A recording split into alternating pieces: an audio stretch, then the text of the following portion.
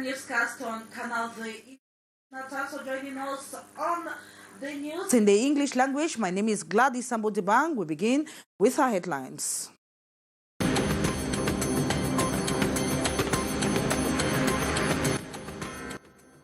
A family in Gaundere has heaved a sigh of relief following the release of their 17-month-old child from captivity. The abductors of the child were demanding a 15 million CFA francs ransom from the parents.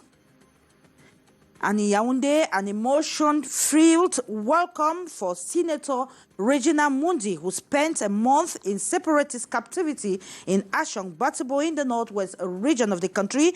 She was welcomed by Senate members today in Yaoundé, 2 days after her release. And 3 alleged hackers employees Dragnet in Douala, the economic capital of Cameroon. They were arrested for producing fake stamps for official documents that were presented to the press this Thursday. And several families have been rendered homeless in the nation's capital, that is in the Yaoundé 4 subdivision, following a heavy downpour and strong wind that removed the roofs of their houses. Those were our headlines. Development in a moment.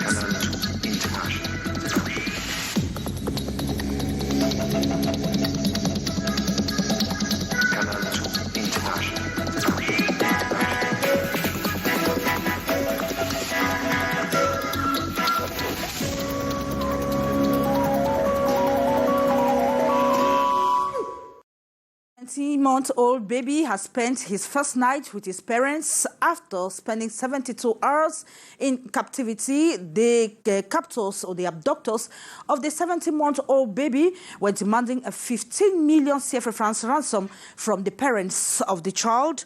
The dreams of the kidnappers quashed as investigations by the judicial police led to the release of the baby. Regina Leketandak has the details.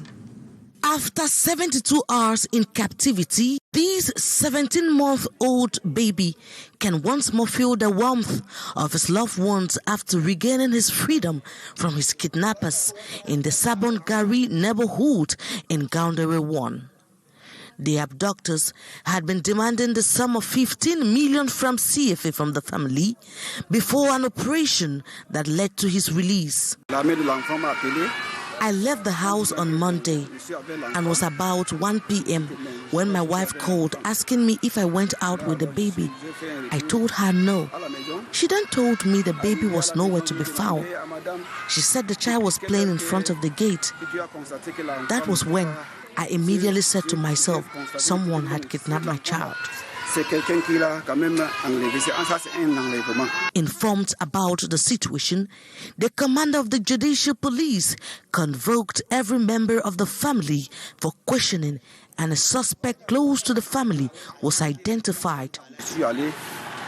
I immediately went to the police station and reported the matter, and the police opened an investigation. They interviewed all the neighbors, and that was when they suspected one of my neighbors, a lady selling puffballs in front of my gate. She was interrogated, and that was how she told them she would take them where the baby is.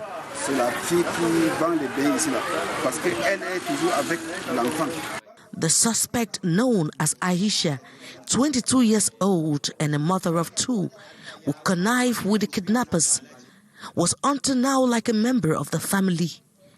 One of the kidnappers is said to be her lover, who had promised to marry her with part of the ransom. The baby is said to be out of danger after an inspection by medical officials. Kidnapping and the demand for ransom is on the rise in Gaundere and its environs. Most victims often pay ransoms and stay silent for fear of any harm on their loved ones. Let's talk about three alleged fraudsters that have been arrested by the judicial police in Douala, the economic capital of Cameroon. They were arrested for producing fake certificates or producing fake stamps used for official documents such as visas, passports, birth certificates. They are 43, 47, and 55 years of age, respectively, and they confess for committing the crime for the second time. However, the Commissioner of Police in charge of their case says with all what is in their possession, they must have been doing the dirty job for a long time. In turn, Sherifa Saleh met with the Commissioner, who in the following excerpt explained how they were spotted. Before 2022, 4 passports bearing false tax stamp of 50,000 francs having been deposited for the formalities of regularization of visa were seized by the police station at Douala Airport. The next day, the person who filled this visa was arrested, and his exploitation led to the arrest of 2 other members of an organized criminal network with the collaboration of our elements and some of the police station of the airport. A raid on the home of one of them made it possible to get his hand on a large quantity of materials used for the manufacture of counterfeit documents, namely 45 stamps, including 29 from various administrations and 16 nominative stamps from the administrative and judicial authorities, as well as a bag containing cards, printed sales certificates, and certificates of success blank, but already signed. An emotion-filled welcome for Senator Regina Mundi in Yaoundé this Thursday, June 2nd, 2022. She was welcomed by members of the Upper House of Parliament at the ceremony of the House of the Senate President Marcel Nyat-Ndifendi. This comes 2 days after her release from separatist captivity in the northwest region of Cameroon. Beatrice Ngamo has the details of that story. A geste to kind of say, all is well, weep no more. The President of the Senate, Marcel Nyat-Ndifendi, wiping the tears of Senator Regina Mundi, welcome lunch following her release from the hands of her abductors in a separatist hideout in Ashong, Batibo subdivision, Momo division of the Northwest region. Symbolic bunch of flowers from center senators. Taking the floor, her gratitude started from above to the ground level and the military for her freedom, narrating how they pick her up April the 30th to their camp, asking for 1.5 million CFA francs. This is the first time that I came face to face with those Amber boys. They are young boys. The one who was my special guard was only 23 years old. Physically, she said she was well treated, but was mentally tortured. 1 month of inaction. Psychologically damaged, that can really ruin somebody's health. Just to be 24 hours. At one time, I didn't know whether it was a Monday or a Sunday and so on. Everything happens for a reason, and there is a reason for a kidnap, and something has to happen to the glory of God. The CPDM senator from Momo Division, Northwest Region, told her peers. They blame me there. Yes, mommy. You people sit there. What have the senators done?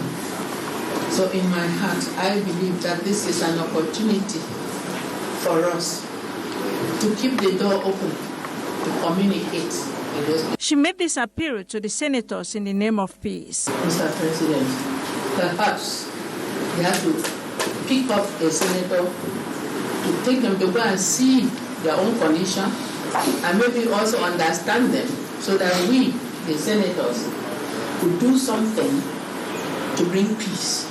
But they want peace. They want peace. Senator Mundi adds that her abductors told her to tell the president to organize a ceasefire. And one of the terms they say is for the military to go back to their barracks.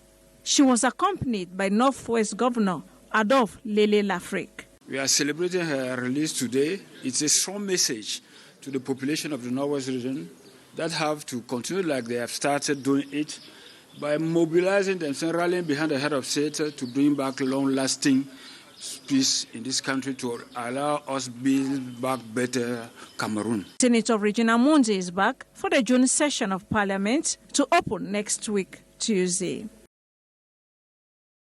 And still in Yaoundé, some families have been rendered homeless following a heavy downpour and a strong wind that destroyed their roofs. That was last night. The High Saint Chia tells us that many of the victims are currently in open air and counting on the mercy of their neighbors to have a place to lay their heads. His report. Depressed, frustrated and homeless, the situation of these families at the Minkan neighborhood in Yaoundé. All their belongings out here in open air, soaked by the rain, others completely damaged. Consequence of the heavy downpour and violent winds that poured off their roof on Wednesday evening. A long and unforgettable night for the parents and children. When the wind started blowing, we were all inside. My younger brothers tried tying the planks, thinking it could resolve the problem. No way. All of a sudden, we found ourselves in the rain. I was asleep, and I don't even know how it started. All they got at the moment are only their eyes to cry out. We are completely depressed. We are not even hopeful where we are. Life is even difficult to an extent that we can't eat successfully. Now, with the roofs of our houses disappearing, at this moment, we can only look up to God. Over 12 houses within the neighborhood were visited by the angry wind within the space of about 20 minutes. Amongst them, a building at the government high school Minkan, disrupting the baccalaureate exams. But the situation, as we are told by the students, was quickly handled by school authorities. We had little fear because the students were writing their exam. The papers were getting wet, so we didn't know what to do. But our principal immediately transferred us to another class to continue. Aside the houses, the rough winds didn't spare even deep-rooted trees. This Thursday, they say, is a day of reflection for the many victims who continue asking questions, such as what can we do, where do we go to, answers hanging in the air.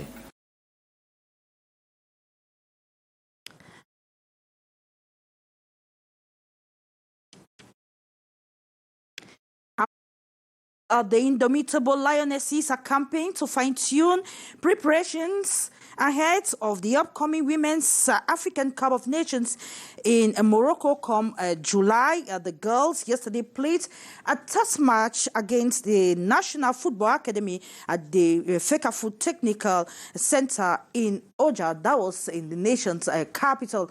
The details once again with Hyson Chia. An interesting, friendly and preparative encounter between the indomitable lionesses of Cameroon and the National Football Academy here at the Fekafoot Technical Center in Oja, Yaoundé. A game highly dominated by the lionesses, imposing their supremacy with a 5-0 spanking of the Anafoot boys. This, the girls explain, is a bolster. Nous sommes dans une phase de préparation très compliquée, donc on a besoin de se mettre en confiance. Despite the heavy defeat, the Anafoot boys say their objective was attained as they prepare for their youth tournament in Morocco in the days ahead. I think the team played well, and we proved to the indomitable lions that we can also play football as they are playing football. Newcomers in the Lions' Den like Zafira and Kamo Yonga working hard during this training session to maximize their chances. The Switzerland-based professional coming in as substitute within the last 10 minutes of the game and scoring one of the 5 goals. Playing for her country, the 25 years gold poacher and midfielder says will be the greatest realization of her career. It will be a great pleasure because at first it's an honor to represent our country, and so if it's that I represent Cameroon, it will be a dream come true. The technical bench underlined that the preparation exercise ahead of the 2022 Women's African Cup of Nations in Morocco is in a good footing, but for little irregularities. The work is progressing, but for some difficulties of having all the players in camp, The championship is still on and it's being played twice a week. So some of the girls spend days up north. Notwithstanding, we are in a good footing and very soon we are sure of having them all. I'm confident. I know where I'm heading to.